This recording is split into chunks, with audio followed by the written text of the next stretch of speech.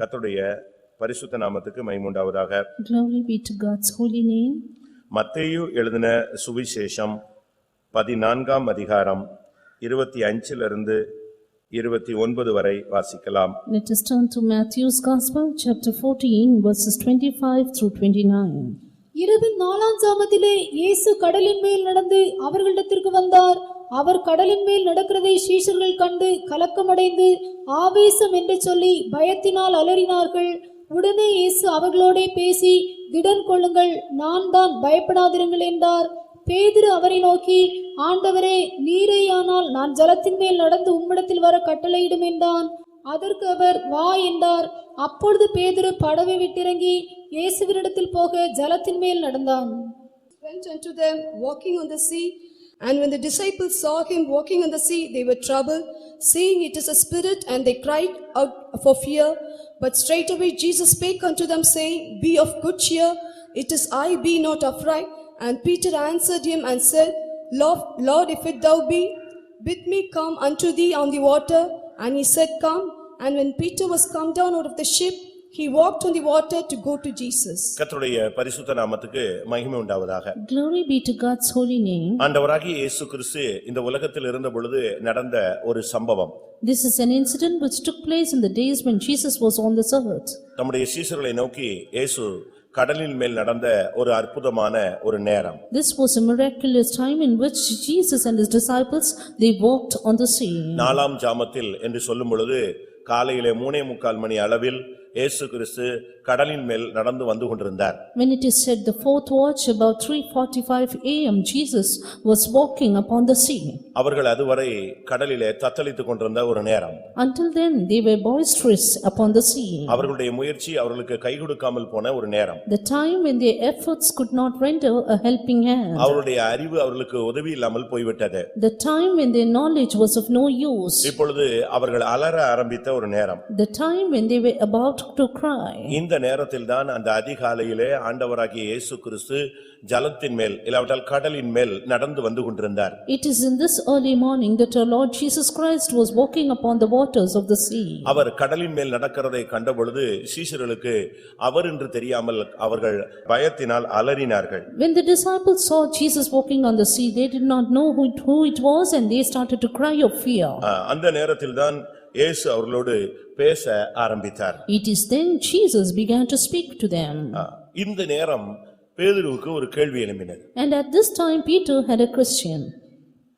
அவன் சொன்னான், ஆண்டவரே, நீரேயானால் நானும் கூட இந்த ஜலத்தின் மேல் நடந்து வர எனக்கு கட்டளையிடும். And he said, Lord, if it be thou, bid me that I may come unto thee on the water. இந்த மார்க்கம் என்பது கடலின் மேல் நடக்கிற ஒரு மார்க்கம். This is a path in which we walk upon the waters. இல்லாவிட்டால் ஜலத்தின் மேல் தண்ணீரின் மேல் நடக்கிற ஒரு மார்க்கம். Or a path in which we walk upon the sea. இந்த மார்க்கத்தில் வரும் பொழுது நாம் தண்ணீரில் மூழ்கி விடக்கூடாது. When we come into this path, we should not be immersed inside the sea. ஏனென்றால் இயேசு ஜலத்தின் மேல் நடந்து வந்தார். Because Jesus walked upon the waters. நாம் அவரிடத்திலே போய் சேர வேண்டுமானால் நாமும் கூட ஜலத்தின் மேல் நடக்க வேண்டியது அவசியம். And if we have to reach him, we ought also to walk upon the waters. நாம் இயேசுவிடம் போய் சேரும்படியாக இந்த பயணத்தை துவக்கி இருக்கிறோம். We have begun this race that we might walk along with Jesus. நம்முடைய துவக்கத்தின் முடிவு இயேசுவிடம் போய் சேர வேண்டியது. And the end of our voyage is reaching Jesus. அப்படியானால் இந்த படவில் மட்டும் நாம் போனால் போதாது. Be it so, it's not simply enough that we go in the boat. இயேசுவிடம் போக வேண்டுமானால் நாம் இந்த படவை விட்டு இறங்கி இந்த ஜலத்தின் மேலும் நடக்க வேண்டியது அவசியம். But to reach Jesus, it is very essential that we need to get out of the boat and walk with Jesus on the sea. படவில் கடந்து போவது என்பது விசுவாச வாழ்வை காண்பிக்கிறது. Going in the boat, it shows a life of faith. ஆனால் தண்ணீரின் மேல் நடப்பது என்பது உலகத்தின் மேல் கடந்து போவதை இல்லாவிட்டால் உலகத்தை ஜெயிப்பதை காண்பிக்கிறது. While walking upon the waters shows as to how we have to overcome the world. இயேசுவிடம் போக வேண்டுமானால் ஒரு சாதாரண விசுவாசியாக இருந்தால் மட்டும் போதாது. இந்த உலகத்தின் மேல் நடக்கிற ஒரு அதிகாரமும் வல்லமையும் செயல்திறனும் நமக்கு அவசியப்படுகிறது. To go reach our Jesus, it is not simply enough that we have a faith life, but we need a capability and even a talent to walk upon this world. கர்த்தருடைய பரிசுத்த நாமத்துக்கு மகிமை உண்டாவதாக. Yes, glory be to God's holy name. நீரே ஆனால் நான் ஜலத்தின் மேல் கடந்து வர எனக்கு நீர் கட்டளையிடும். Lord, if it be thou bid me, come unto thee on the water. இயேசு உடனே சொன்னார் வா என்றார். Soon Jesus said, come. பேதுரு படவை விட்டு இறங்கி அவன் இயேசுவினிடத்தில் போக ஜலத்தின் மேல் நடந்தான். Peter came down out of the ship and he walked on the water to go to Jesus. ஒரு தேவனுடைய பிள்ளை என்று சொல்லுகிறவன் இந்த நாட்களில் உலகத்தின் மேலே நடக்கக்கூடியவனாய் இருக்க வேண்டுமே தவிர உலகத்தில் அமிழ்ந்து போகிறவனாக இருக்கக்கூடாது. A child of God in these days should not be the one who is sinking into the world, but a one who walks upon the world. இந்த திரளான தண்ணீர் என்பது, இந்த சமுத்திரம் என்பது உலகத்தையும் மாம்சீகத்தையும் மாம்ச அன்பையும் காண்பிக்கிறது. This sea which is water shows the world, the things of the world and fleshly lust. வெளிப்படுத்தல் 17ஆம் அதிகாரம் 1ஆம் வசனத்தை பார்க்கும் பொழுது, When we see Revelation 17:1, இந்த திரளான தண்ணீர்கள் மேல் ஒரு மகா வேசி அமர்ந்திருந்ததாக சொல்லப்பட்டிருக்கிறது. it is said that a great horse, she sitteth upon many waters. இன்னொரு இடத்திலே சொல்லியிருக்கிறது இந்த திரளான தண்ணீர் உலகத்தை காண்பிக்கிறது. In another place it is pointed out the great water shows the world. ஒரு தேவனுடைய பிள்ளை என்று சொல்லுகிறவன் இந்த உலக காரியங்களிலே அவன் மூழ்கி விடக்கூடாது, சிக்கி விடக்கூடாது, அமிழ்ந்தும் விடக்கூடாது. A child of God should not be immersed, should not be entangled, nor sink into the things of the world. இந்த பயணத்தின் முடிவிலே நீங்கள் இயேசுவிடம் போக விரும்பினால் நீங்கள் தண்ணீரின் மேல் நடந்துதான் ஆக வேண்டும். At the end of this voyage, if you want to go and reach Jesus, you need to walk upon the waters. இந்த தண்ணீரின் மேல் நடக்கிறது என்பது ஒரு அதிசயமான ஒரு செயல். Walking upon the water is a wonderful thing. ஆனால் இயேசு அதை நடந்து காண்பித்தார். But Jesus walked and showed it. நாமும் அதிலே நடந்துதான் ஆக வேண்டும். And we too should walk upon it. இந்த கடந்த கால பாதையிலே உங்களில் எத்தனை பேர் இந்த தண்ணீரில் நடந்திருக்கிறீர்கள், இல்லாவிட்டால் எத்தனை பேர் இந்த தண்ணீரில் உலகத்தில் பாவத்தில் நீங்கள் மூழ்கி இருக்கிறீர்கள், அமிழ்ந்திருக்கிறீர்கள்? In the past days in your life, how many of you had walked upon these water, or how many of you did sink and were immersed into the things of the world? அவன் கொஞ்ச நேரம் நடந்து கொண்டே இருந்தான். He kept walking for some time. இப்பொழுது இயேசுவை நெருங்கி விட்டான். Now he went near Jesus. இயேசுவின் கரமும் இவனுடைய கரமும் நெருங்கக்கூடிய ஒரு நேரம். A time when his hand was about to reach Jesus' hand. படவிலிருந்து இறங்கி இயேசு இருந்த இடத்துக்கு வந்து விட்டான். Got down the ship, went near Jesus. இப்பொழுது என்ன சம்பவித்தது? Now what happened? காற்று பலமாக ஒரு தட்டு தட்டினது. The wind was boisterous. அப்பொழுது அந்த அலைகள் இறக்கத்தில் அவன் உள்ளே போக ஆரம்பித்தான். And because of the roaring of the waves, he started to sink. அதுவரை நடந்து வந்து கொண்டிருந்தவனுக்கு Until then he who was walking, இந்த திடீர் நிகழ்ச்சி அவனை மிகவும் பாதிப்புக்குள்ளாக்கி விட்டது. this sudden incident made him into a great ஆண்டவரே என்னை consequence. ரட்சியும் என்று சத்தமிட்டு விட்டான். And he shouted saying, Lord, save me. இயேசு கை நீட்டி அவனை பிடித்து விட்டார். Jesus stretched his hand and took hold of இயேசுவோடு him. நெருங்கி வந்த பின்பு கூட அவனுக்கு அமளக்கூடிய சூழ்நிலைகள் இருந்தது. There were situations of sinking down even after he came closer to Jesus. ஆனாலும் ஆண்டவரை நோக்கி கூப்பிட்டு மறுபடி ஆண்டவருடைய கரம் அவனை பிடித்து விட்டது. But still he cried the more unto the Lord, and the hand of Jesus held him. ஒருவேளை இந்த பாதையில நீங்கள் அமிழ்ந்து போகிற பல சூழ்நிலைகள் வந்திருக்கலாம். Maybe many situations had coming in order to sink into this path. ஆண்டவர் தன்னுடைய கரத்தை உன்னை நோக்கி நீட்டக்கூடிய தெய்வமாய் இருக்கிறார். But our God is the God who would stretch forth his hand toward you. இன்றைக்கு எத்தனை பேர் இந்த ஜலத்தின் மேல் நடக்கக்கூடியவர்களாய் மாறி இருக்கிறீர்கள்? How many of you are able to walk upon the waters today? ஜலத்தின் மேல் நடக்காமல் நீங்கள் விசுவாசி என்ற பெயரோடு வாழ்ந்து இயேசுவிடம் போய் சேர முடியாது. Without walking upon the water, calling yourself a believer, you cannot reach Jesus. இந்த உலகத்தை நாம் ஜெயித்து தான் ஆக வேண்டும். We need to overcome the world. இந்த உலகத்தை நாம் ஜெயிக்காத பட்சத்திலே நாம் இந்த உலகத்தான் என்று பெயர் எடுப்போம். Unless we overcome the world, we will only be named as a man of this world. வேதம் என்ன சொல்லுகிறது? What does the word of God say? நாம் உலகத்தார் அல்ல. I am not of this இயேசு world. சொல்லுகிறார் நான் உலகத்தான் அல்ல, ஆனபடியால் நீங்களும் உலகத்தார் அல்ல. Jesus says, I am not of the world, therefore ye are not of this world. இன்னைக்கு உலகம் என்பது ஒரு வஞ்சிக்கிற ஒரு தன்மை உள்ளதாய் மாறிவிட்டது. Today world is deceptive. உலகத்தில் நாம் சிக்கிக் கொண்டிருக்கிறோம் பிரியமானவர்களே. We are entangled in the world, beloved. உலகத்தில் உள்ளவைகளில் நாம் அன்பு கூறக்கூடாது. We should not love the things of the world. முதலாம் யோவானிலே நாம் பார்க்கும் பொழுது When we turn to 1 John, கண்களின் இச்சை, the lust of the eyes. 1 யோவான் 2ஆம் அதிகாரம் 15, 16, 17 வசனங்களை பார்க்கும் பொழுது When we turn to 1 John chapter 2 verses 15, 16 and உலகத்திலும் 17. உலகத்தில் உள்ளவைகளிலும் அன்பு கூறாதிருங்கள். Love not the world, neither the things of the world. ஒருவன் உலகத்தில் அன்பு கூர்ந்தால் அவனிடத்தில் பிதாவின் அன்பு இல்லை. If a man love the world, the love of the Father is not in him. ஏனெனில் மாம்சத்தின் இச்சையும் கண்களின் இச்சையும் ஜீவனத்தின் பெருமையுமாகிய இவைகள் பிதாவினால் உண்டானவைகள் அல்ல, உலகத்தினால் உண்டானவைகள். For all that is in the world, the lust of the the flesh, the lust of the eyes, and the pride of the life is not of the Father, but is of the world. உலகமும் அதன் ஆசை இச்சையும் ஒளிந்து போகும் என்று சொல்லப்பட்டிருக்கிறது. And the world of the world passeth away, and the lust thereof. பிரியமானவர்களே, இந்த உலகத்தில் தான் இன்றைக்கு ஜனங்கள் சிக்கி விடுகிறார்கள். Beloved, today people are entangled into this world. சபைகள் இதிலே சிக்கிக் கொள்கிறது. Churches are entangled therein. அநேக ஆவிக்குரிய சபைகள் இதிலே சிக்கிவிட்டது. Many spiritual fellowships are entangled. இன்னைக்கு நம்மில் எத்தனை பேர் இப்படிப்பட்ட ஆவிகளில் சிக்கி இருக்கிறோம் என்பதை பாருங்கள். But today let us check as to how many of us are entangled into this முதலாம் spirit. கொரிந்தியர் 2ஆம் அதிகாரம் 12ஆம் வசனத்தை பார்க்கும் பொழுது, When we turn to 1 Corinthians chapter 2 and verse 12, வேதம் என்ன சொல்லுகிறது? what does the word of God say? நாங்களோ உலகத்தின் ஆவியை பெறவில்லை என்று சொல்லப்பட்டிருக்கிறது. We just said we have not received the spirit of this world. நமக்குள்ளே உலகம் இருக்கக்கூடாது. World should not be within us. இயேசு என்ன சொல்லுகிறார்? What did Jesus say? தான் உலகத்தை ஜெயித்ததாக அவர் பேசுகிறார். He said, I have overcome the world. அதுதான் கிறிஸ்தவ மார்க்கத்தினுடைய ஜெயம். That is the victory of Christian இன்னைக்கு life. நம்மில் எத்தனை பேர் உலகத்தை ஜெயித்தவர்களாக மாறி இருக்கிறோம்? But today how many of us have overcome the world? யோவான் 16:33 பார்க்கும் பொழுது, Turning to John 16:33, உலகத்தில் உங்களுக்கு உபத்திரமும் உண்டு, ye have tribulation in the world, ஆனாலும் திடன் கொள்ளுங்கள், but be of good cheer. நான்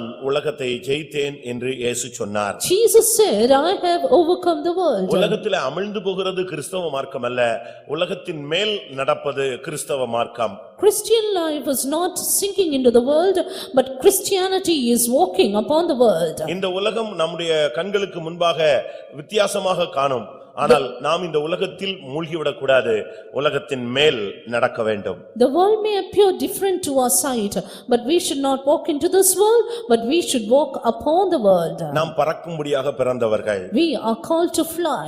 நாம் இந்த உலகத்தார் அல்ல, We are not of this இந்த world, உலகத்துக்கு உரியவர்களும் அல்ல. and not belonging to this அப்ப world. இவ்வளவு பேர் இங்க உட்கார்ந்து இருக்கிறோமே, நம்மில் எத்தனை பேர் உலகத்துக்குரியவர்கள்? We are seated here, but how many of us belong to this இல்லாவிட்டால் இந்த world? உலகத்துக்குரியவர்கள் அல்ல என்ற அறிக்கை எப்படி நமக்குள்ளே இருக்கிறது? Or how do we have the confession that I am not of this world? இப்ப உலகத்தார் அல்ல என்று சொல்லுறவங்க கை வைத்துங்கன்னா நீங்க உடனே எல்லா ஜிமிக்கி போட்டுக்கிட்டு கையை வைத்திருவீங்க. When I say how many of you are not of this world, many of you will lift up your hands. ஏன்னா எல்லாரும் கை வைத்துறாங்கல்ல, All of you will lift up. அதனால நம்மளும் கை வைத்தணும்னு வைத்திருவீங்க, இல்ல வைத்தாம இருந்தா தப்புன்னு யோசிச்சிருவீங்க. And at times you may think if I don't lift up, it is a mistake. ஆனா இந்த கூட்டத்துல இருக்கிற உலகத்தார் அல்ல, உலகத்தார் என்பதை எப்படி கண்டுபிடிக்கிறது? But how can we find out the one who is seated here is not of this world or of this world? இயேசு சொன்னார் நான் உலகத்தான் அல்ல. Jesus said, I am not of this world. ஆனபடியால் உலகம் என்னை பகைக்கிறது. Therefore the world hateth me. எந்த ஒரு விசுவாசியே, எந்த ஒரு ஊழியக்காரனை உலகம் பகைக்கிறதோ அவன் உலகத்தான் அல்ல. Any believer or any servant of God who is hated by the world, he is not of this world. உலகம் உன்னை நேசிக்குது, நீ அதை ரொம்ப நேசிக்கிறேன்னு சொன்னா நீ இந்த உலகத்துக்குரிய ஆள். If the world loves you much and you love the world, you belong to this world. இப்ப நீங்களே கண்டுபிடிச்சு பாருங்க. Now check. உலகம் உங்களை நேசிக்குதா இல்ல உலகம் உங்களை வெறுக்குதா? Does the world love you or the world hates you? நீங்களே கண்டுபிடிச்சுக்கலாம். You can find out. அதனால இயேசு அழகாக இந்த வார்த்தையை சொன்னார். That's why in the beginning itself Jesus said, நான் உலகத்தான் அல்ல, ஆனபடியால் உலகம் என்னை பகைக்கிறது. I am not of this world, therefore the world hateth me. நீங்கள் உலகத்தார் அல்ல, ஆனபடியால் உலகம் உங்களையும் பகைக்கிறது. And ye are not of this world, therefore the world hates you also. அப்படியானால் நமக்கு இந்த நாட்களில் உலகத்தை எப்படி ஜெயிக்க முடியும்? Be it so, how can we overcome the world today? 1 யோவான்ல நாம் பார்க்கும் பொழுது Turning to 1 John, வேதம் என்ன சொல்லுகிறது? what does the word of God say? விசுவாசமே உலகத்தை ஜெயிக்கிற ஜெயம். That even your faith is the victory which overcometh the world. 1 யோவான் 5ஆம் அதிகாரம் 4ஆம் வசனத்திலே நாம் இதை பார்க்கலாம். We read it in 1 John 5:4. தேவனால் பிறப்பதெல்லாம் உலகத்தை ஜெயிக்கும், நம்முடைய விசுவாசமே உலகத்தை ஜெயிக்கிற ஜெயம். For whatsoever is born of God overcometh the world, and this is the victory that overcometh the world, even our faith. தேவனால் பிறப்பது உலகத்தை ஜெயிக்கும். Whatsoever is born of God overcometh the world. இந்த சபைக்குள்ள வந்துட்ட பிறகு நீ தேவனால் பிறந்திருந்தால் நீ உலகத்தை ஜெயிப்பாய். After having come into the church, if you are born of the Lord, then you will overcome. இந்த சபைக்குள்ள வந்துட்ட பிறகும் நீ தேவனால் பிறக்காவிட்டால் உலகத்தை உனக்கு ஜெயிக்க முடியாது, அதுல நீ அமிழ ஆரம்பிப்பாய். Even after coming into this church, if you are not born of God, you cannot overcome the world, but you will sink into the world. இந்த மார்க்கம் என்பது ஜலத்தின் மேல் நடக்கிற ஒரு மார்க்கம். This life is a life we walking upon the waters. இன்றைய message நீ எவைகளின் மேல் நடக்க வேண்டும்? My message today is upon what should you walk today? எவை எல்லாவற்றின் மேலும் நடக்க உனக்கு உரிமை, அதிகாரம், தெய்வீக சக்தி இருக்கிறது என்பதை நீங்கள் விளங்கிக் கொள்ள வேண்டும். While you should clearly understand what the power, the authority that you are given, that you may walk upon many things. உலகத்தில் தான் இருப்போம். We may be in the world, ஆனா உலகத்துல நம்ம பிடிபட மாட்டோம். but we will not be held by the world. உலகத்துல தான் இருப்போம். We may be in the world, உலகத்துல அமிழக்கூடாது. but not sink into the world. உலகத்தின் மேல் நடப்பது. Walking upon the world. ஆகாய விமானம்னா அது தரையில இருக்கும், ஆனா புறப்பட்ட பிறகு அது ஆகாயத்துல போயிட்டே இருக்கும். The aeroplane, it may be, it stands upon the earth or the ground, but when it flies, it leaves the world. நாம் இந்த உலகத்துல தான் இருக்கிறோம், ஆனா இதுல நாம் சிக்கி விடக்கூடாது. Yes, we too are in this world, but let us not be entangled in it. உலகத்தார் பேசுறது போல பேச நமக்கு உரிமை கிடையாது. We have no right to speak even as the worldly people. உலகத்தார் உடுத்துவது போல உடுத்த நமக்கு உரிமை கிடையாது. No right to dress even as the worldly people do. அவைகள் நமக்கு தகுதியா இராது என்று பவுல் பேசுகிறார். Saint Paul says that is not expedient for me. இந்த உலகத்தார் போல நாம் வேஷம் போட முடியாது. We cannot put the fashion of this world. உலகத்தின் வேஷம் கடந்து போகிறதே. For the world and its fashions, they pass away. உலகத்துல இருக்கிறோம், ஆனா உலகத்து போல நாம் நியாயம் பேச முடியாது. Of course, we are in this world, but we cannot speak justice. உலகத்து போல நம்ம ஆட முடியாது, பாட முடியாது, சந்தோஷப்பட முடியாது. We cannot sing, dance and play as the worldly people do. உலகத்தானை போல ஏமாற்ற பித்தலாட்டம் பண்ண முடியாது. We cannot cheat and deceive as the worldly people do. உலகத்துக்கு ஒத்ததான எந்த விதமான செயல்பாடும் நம்ம பண்ண முடியாது. We cannot do any activities of the people of this world. ஏனென்றால் உன்னுடைய மனசாட்சி அது தவறு என்று உனக்கு சுட்டி காட்டும். Because your conscience will clearly point that it is wrong. அப்படியானால் இந்த மார்க்கத்துல வந்த எல்லாரும் உலகத்தார் இல்லையா? Therefore, everyone who is come into this religion, are they not of this world? அதை நீங்கள் பயிற்சிவிக்க வேண்டியது அவசியம். But it is essential you need to practice. வருஷங்கள் போக போக உங்களுக்குள்ள இருக்கிற மண்ணானவனுடைய சாயல் மாற வேண்டும். Years passing by, the mortal body or this image of this earth should change. இந்த மார்க்கத்துல வந்த பின்பு நீங்கள் வானவருடைய சாயலை தரித்து பழக வேண்டும். Earthly likeness should change and you should put on the likeness of the heavenly. அப்படித்தான் வேதம் சொல்லுகிறது. That's what the word of God says. நாம் வானவருடைய சாயலை தரித்துக் கொள்ளும்படியாக அழைக்கப்பட்டவர்கள். We are called to put on the likeness of the heavenly. இத்தனை வருஷம் இதுல இருந்திருக்கிறோமே, நமக்கு என்ன சாயல் இருக்கிறது? We are so many years here and what kind of likeness do we have? உன்னுடைய நடை, உடை, பாவனை எல்லாவற்றிலும் நீ வானவருடைய சாயலை தரிக்க வேண்டும். Your walk, your behavior, your activities, in everything, you should have the likeness of the heavenly. 1 கொரிந்தியர் 15:49 பார்க்கும் பொழுது, Turning to 1 Corinthians chapter 15 and verse 49. மேலும் மண்ணானவருடைய சாயலை நாம் அணிந்திருக்கிறது போல வானவருடைய சாயலையும் அணிந்து கொள்வோம்.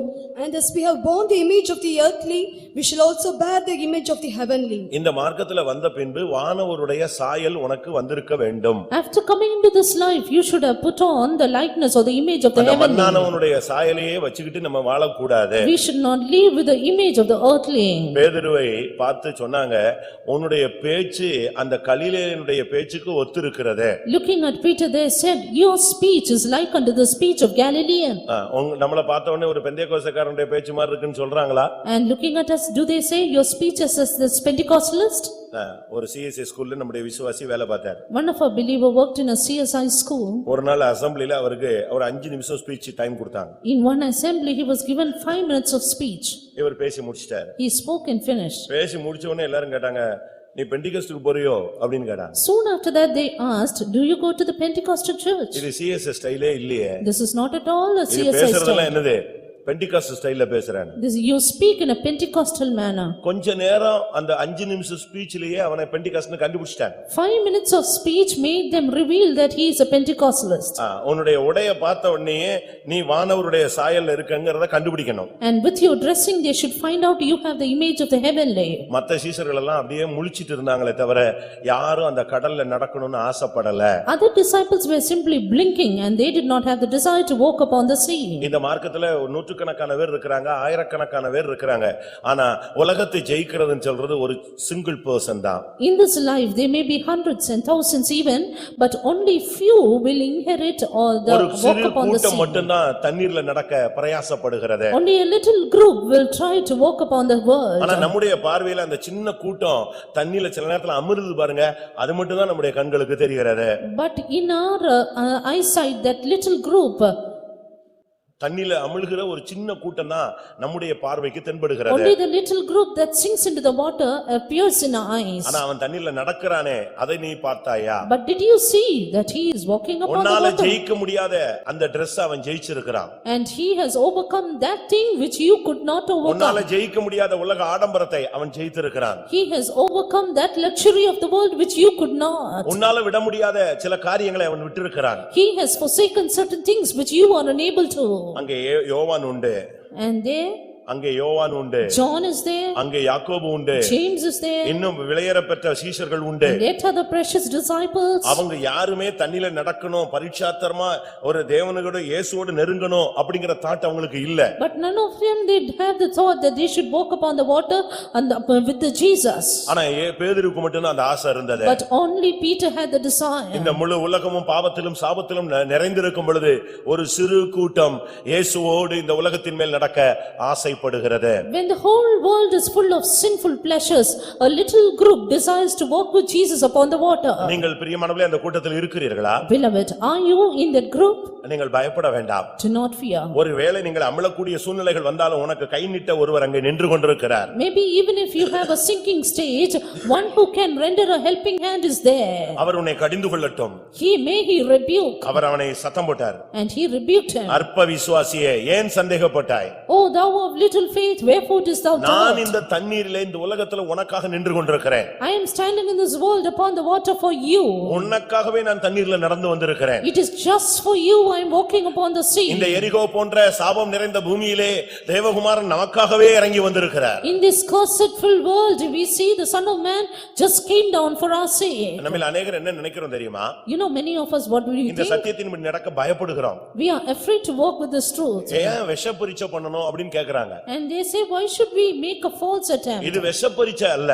It's not a false இதுதான் attempt. விசுவாச மார்க்கம். This is the path of faith. இதுதான் இயேசுவிடம் போகிற மார்க்கம். This is the path to go to Jesus. இதுதான் பெரும்பாதையான ஒரு பாதை. This is the highway. இதுதான் ராஜபாதை. This is the royal path. ஜலத்தின் மேல் நின்று கொண்டிருக்கிற இயேசுவினிடத்துல நீ போகணும்னா நீ ஜலத்தின் மேல நடந்து தான் போகணும். To go to Jesus who is upon the waters, you need to walk upon the sea. தன்னுடைய சபையை சேர்க்க மத்திய ஆகாயத்துல வர போகிறார்னா நீ மத்திய ஆகாயத்துக்கு போய் தான் ஆகணும். If he is coming in the midair to gather the church, you should surely reach the midair. அந்த மணவாட்டியாக இருந்தால் நீ மணவாளன் இருக்கிற இடத்துக்கு நீ பறந்து போவாய். If you are a bride, you will fly away to your bridegroom. ஏனென்றால் அவர் ஏறி போனவர். Why? Because he ascended. அவர் ஏற்கனவே வானங்களில் ஏறி போனவர். And he ascended already in the heavens.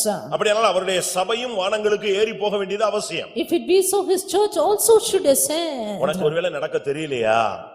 Are you unable to see that? ஆண்டவர்ட்ட கேளு, உனக்கு அழகா நடக்க சொல்லி தருவார். Ask the Lord and the Lord will teach you to walk. உன்னுடைய நடைகள் பிசகாமல் இந்த தண்ணீர்ல நடக்கிறதுக்கு உனக்கு ட்ரைனிங் கொடுப்பாரு. The Lord will train you to walk upon the waters, not sliding in your steps. ஒரு நாள் ஒரு குட்டி பையன் நான் இருந்த ஃபெய்த் ஹோமுக்கு வந்தான். One day a little boy came to the faith home. அவன் 3ஆம் கிளாஸோ 4ஆம் கிளாஸோ படிக்கிறான். He was just 3rd or 4th standard. அவன் ஸ்கேட்டிங் படிச்சிட்டு இருக்கான். டிஸ்ட்ரிக்ட் லெவல்ல அவன் பிரைஸ் வாங்கியிருக்கான்னு சொன்னாங்க. They said he is trained in skating and he is qualified in the district level. என்ன பேசிட்டு இருக்கும்போது நான் சொன்னேன், நீ ஊருக்கு தானே போயிட்டு வர, ஸ்கேட்டிங் அந்த ஷூ வச்சிருக்கிறியான்னு கேட்டேன். When he spoke with me, I said, you are going to the native place, do you have that skating shoe? அவன் 3ஆம் கிளாஸ் தான் படிக்கிறான். He is just 3rd standard. உடனே போய் கார்ல போய் எதை எடுத்துட்டு வந்துட்டான், அந்த ஷூவை தூக்கிட்டு வந்துட்டான். Soon he went to the car and brought the shoe. சரின்னு மாட்டி விட்டேன். மாட்டி விட சொன்னேன், அவங்க அம்மா மாட்டி விட்டாங்க. And I asked his mother to put it on, then he put it on. அவன் ஃபெய்த் ஹோம்ல போனான் பாருங்க போக்கு, எனக்கு பயம் வந்து எங்க விழுந்து மூஞ்சி கிஞ்சிலாம் உடைச்சிருவானோன்னு பயம் வந்துருச்சு. And he went in a different way in the faith home and I was afraid if he would break his hands and அவன் feet. அடிக்கிற கட்டு பயங்கரமான கட்டு அடிச்சு போனான். அப்பதான் நினைச்சேன், இவனுக்கு இந்த வயசுல இந்த ட்ரைனிங் கொடுத்திருக்கான், நம்ம பிள்ளைகளுக்கு 8 வயசுல நடக்கவே தெரியலையே. In that simple age he was trained in such an excellent manner and we are unable to walk today in this life. நம்ம என்ன ட்ரைனிங் கொடுக்கறோம்னா 3 அடிக்கு ஒரு என்னது ஹீல் ஹை ஹீல்ஸ் போட்டு கொடுத்து அதுக்கு கால் ஹீல் எல்லாம் ஒடிக்கிறதுக்கு தான் ட்ரைனிங் கொடுக்கறோம். But we only train our children to put on high heels and break their feet. இந்த மார்க்கத்துக்கு ஹை ஹீல்ஸ் எல்லாம் தேவையில்லை. இது தண்ணீர்ல நடக்கிறது ஹை ஹீல்ஸ் எதுக்கு தேவை? But why do we need high heels to walk upon the waters? நீங்க இங்க வந்துட்ட பிறகு இதெல்லாம் விடணும். இந்த கட்ட செருப்பை போட்டுட்டு அலையிறது பழைய காலத்துல போட்டு அலைஞ்சான், அதெல்லாம் நீ போட்டு அலைய கூடாது. After coming here, you should not walk as the other people do. இதுல இயேசு நடந்தார், இயேசுவை போல நீ நடக்கணும். Jesus walked in this path and you should walk like Jesus. இந்த விசுவாச மார்க்கத்துல உனக்கு நடக்க தெரியலையா? ஓசியா 11:3 சொல்லி இருக்கிறது, நான் உன்னை கையை பிடித்து நடக்க பழக்குவேன். And if you don't know to walk in this path of faith, in Hosea it is said that I will take up your hands and we teach you to walk. Hosea 11:3. Hosea 11:3. நான் எப்பிராயீமை கைப்பிடித்து நடக்க பழக்கினேன். எப்பிராயீமை நான் கைப்பிடித்து நடக்க பழக்கினேன். I taught Ephraim also to walk, taking him by hands. இங்க நீங்க பாக்கும்போது பேதுருவை தண்ணீரில் மேல நடக்கிறதுக்கு அழகாக பழக்குறாரு. Here the Lord beautifully trained Peter to walk upon the water. அதுக்கு பிறகு பைபிள்ல இல்ல. That is not like that in the Bible. இயேசு உடனே அவனை தூக்கி தோள்ல வச்சுக்கிட்டாரோ? And did Jesus put him on the shoulders? ஆண்டவரே ரட்சியும் சொன்ன உடனே கையை கொடுத்து தூக்கிட்டு இழுத்துட்டாரு.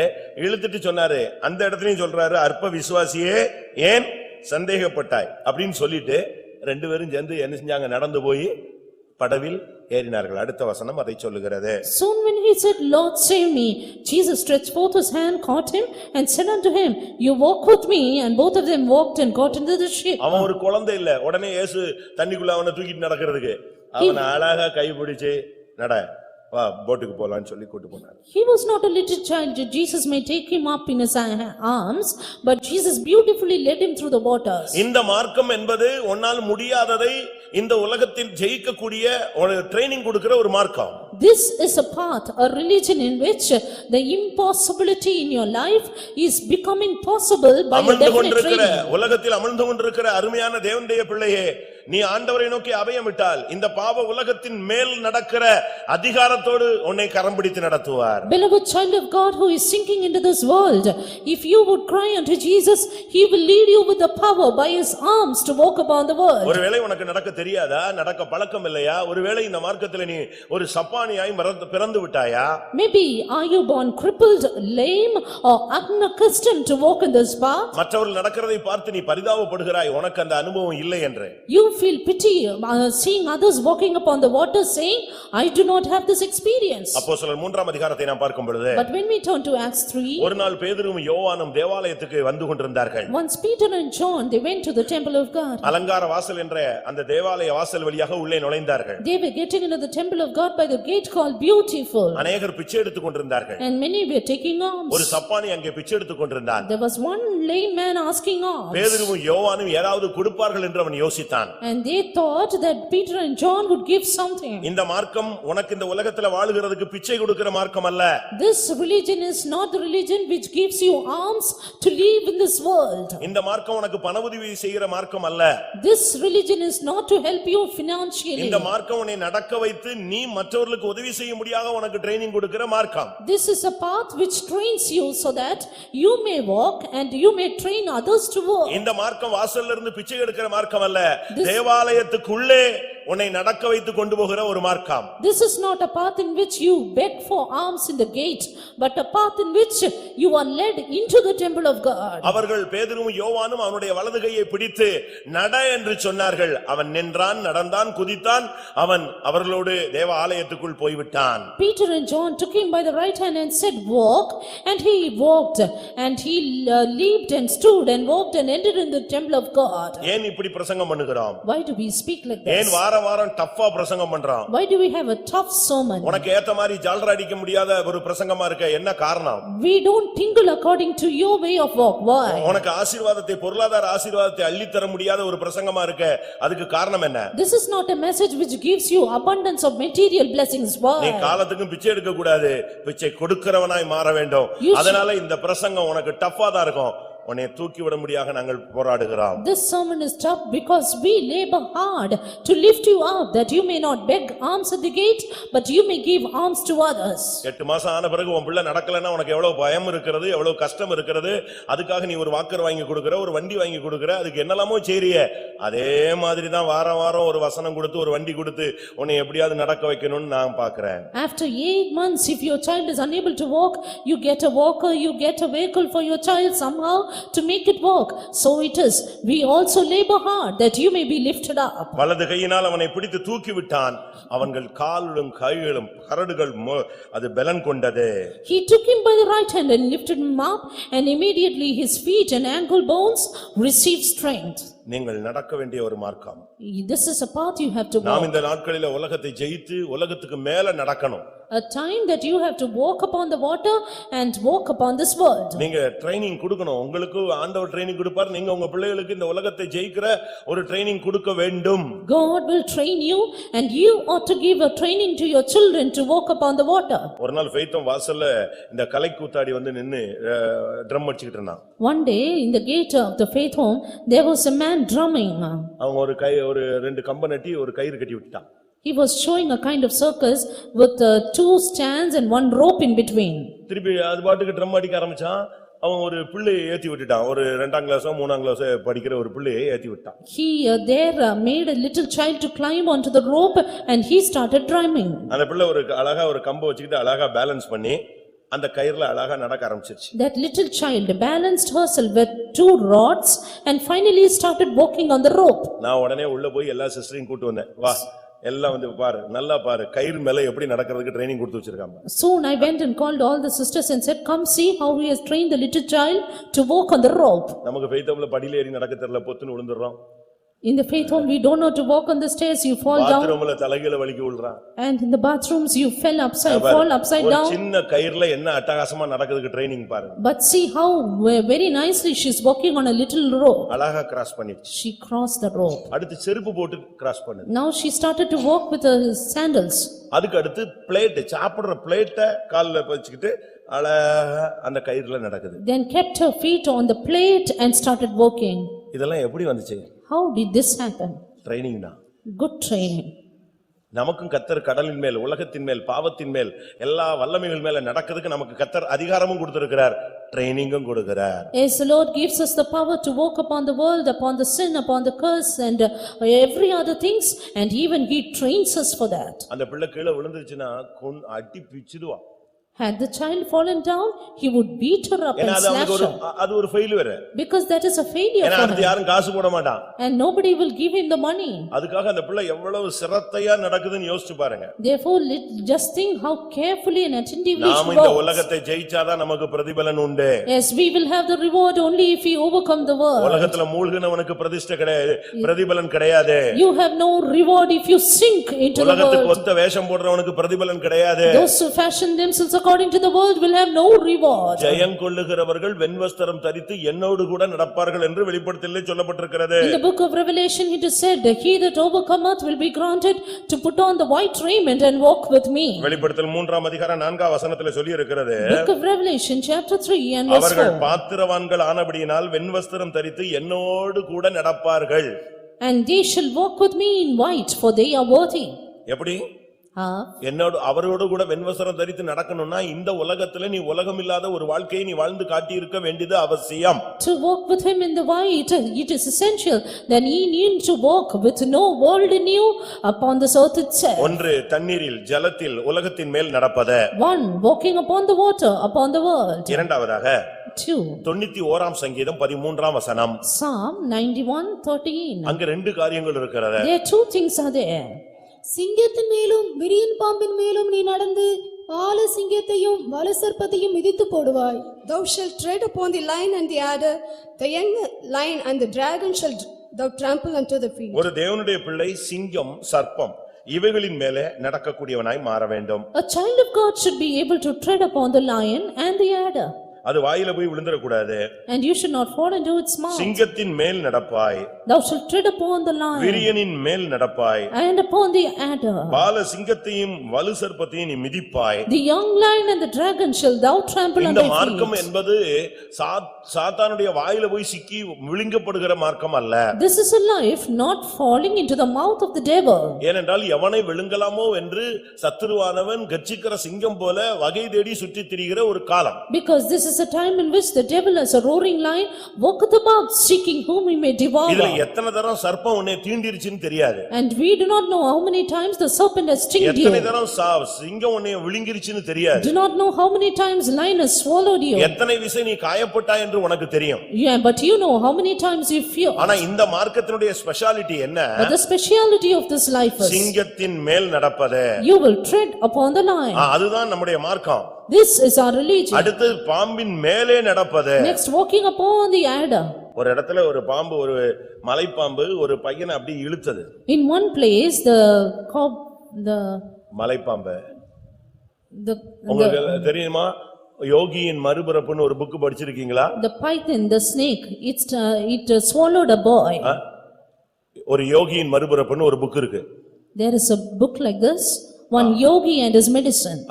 அவருடைய மறுபிறப்பு, யோகியின் மறுபிறப்பு. நீங்க The yogi is born again. அந்த புக்ல நீங்க படிச்சு பாத்தீங்கன்னா In its book, அந்த இந்த யோகி அவருடைய அப்பா அப்படியே தவத்துல இருந்து நிஷ்டையில இருந்து அப்படி புத்தாய் மாறி அப்படி செத்து போன ஒரு ஆள். he by staying in a hermit, his father by staying as a hermit, finally he died in that spot. அப்படியே நிஷ்டையிலேயே இருக்கிறது அப்படியே ஜீவ சமாதி ஆயிடும். And he was like that itself, and finally as a living statue he became. அந்த பையனுடைய அம்மா மும்பைல சாரதா மிஷன்ல போய் சேர்ந்துட்டாங்க. And his mother went and joined the mission in Mumbai. ஆனா இந்த அம்மா அவனுக்கு சில காரியங்களை சொல்லி கொடுத்துச்சு. Mother taught him certain things. நமக்கு இந்த விக்கிரகங்கள் எல்லாம் உதவி செய்யும் சாமி அதுன்னு சொல்லி. These are the idols which will help us, they are gods. எல்லாம் சொல்லி கொடுத்த தாயே And that mother who teach him everything, கடைசியா ஒரு வார்த்தையும் சொல்லி கொடுத்தா. finally taught him a word also. இந்த வல்லமைகள் எல்லாம் உனக்கு உதவி செய்யாத பட்சத்துல இன்னொரு பவர் இருக்கு. When these powers are unable to help you, there is another power also. அதுதான் இயேசு. That is Jesus. நீ இதையே கும்பிட்டா போதும். பட் உன்னால முடியாத ஒரு கட்டம் வந்துச்சுன்னா இதை யூஸ் பண்ணி பாருன்னு சொல்லி. You can worship all these gods, but if you cannot overcome, finally call Jesus. அந்த புக்க படிச்சவங்க யாராவது இருக்கீங்களா? Have anybody of you seen that book? அந்த புக்ல என்ன சொல்லி இருக்கு? What is said in that book? இவன் 16 வயசுல ஃப்ரெண்ட்ஸோட ஒரு காட்டுக்குள்ள போனபோது பாம்பு அப்படியே மலைப்பாம்பு இவனை இழுக்குது விழுங்குறது. When he went with his friends in the age 16, the python wanted to swallow him up. இவன் தன்னுடைய சக்தியை இழக்கிறான். And he was losing his power. அந்த ஈர்ப்பு சக்தி பயங்கர ஸ்பீடா இழுக்குது. And that attracting force of the serpent was so ஒரு grand. Second தன்னுடைய தெய்வங்கள் எல்லாம் கூப்பிடுறான். And within a second he started to shout. எல்லாம் கிராஸ் ஆகுது. And everything crossed. பட் எதுவுமே உதவி செய்யல. But none could help him. அந்த அந்த நொடியில அவங்க அம்மா சொன்ன அடுத்த வார்த்தை அவனுக்கு நினைவுல வருது. It's at that critical second the word of his mother clicked him. இயேசுங்கற ஒண்ண யூஸ் பண்ணி பாரு, அது ஒருவேளை உனக்கு ஹெல்ப் பண்ணும். You use the word Jesus finally and it may help you. பட்டுன்னு கத்திட்டான் இயேசுவேன்னு சொல்லி. Soon he shouted Jesus.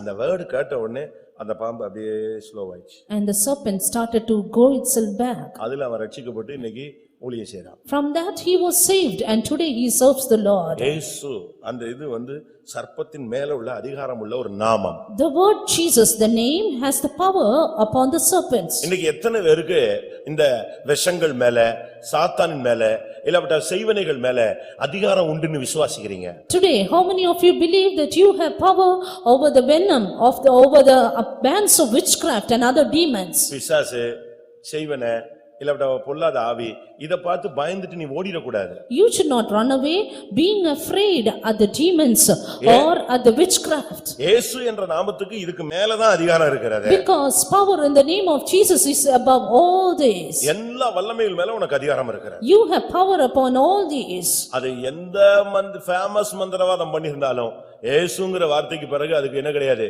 Power கிடையாது. Whatever be the popular magical spell, it has no power to stand before the name of Jesus. அதை விசுவாசிக்கிறவங்க எல்லாரும் கைகளை உயர்த்தி அல்லேலூயா சொல்லுங்கள்.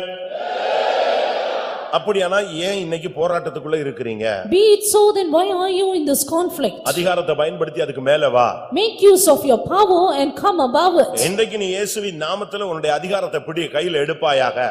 Today you take the power in the name of Jesus. நம்ம எல்லாருக்கும் அதிகாரம் இருக்கு, நம்ம யூஸ் பண்றது இல்ல. We all have the power but we do not use it. ஐஏஎஸ்க்கு ஒரு பிராக்டிகலா ஒரு காரியம் செயல்படுத்த விரும்பினாங்க. For the IAS they have the practical activity to be done. ஒவ்வொருத்தரையா உள்ள அனுப்புனாங்க.